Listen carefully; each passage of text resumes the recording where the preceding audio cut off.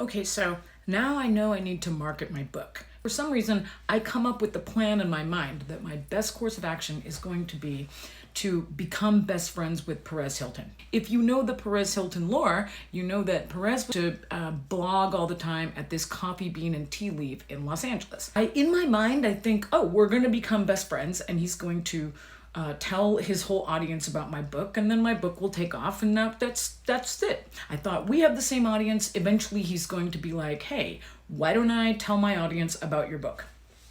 And it was good in theory.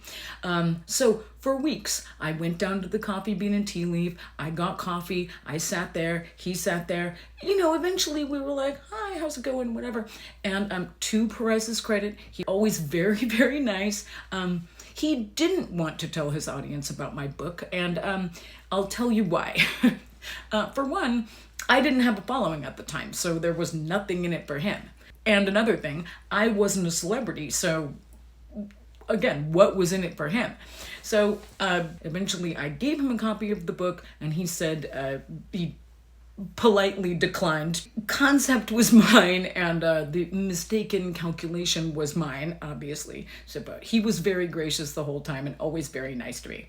Next, once that plan failed, I had a bunch of postcards printed up and started putting them on people's cars in Los Angeles, because I thought, here's people around who like celebrity culture. They're gonna like my book.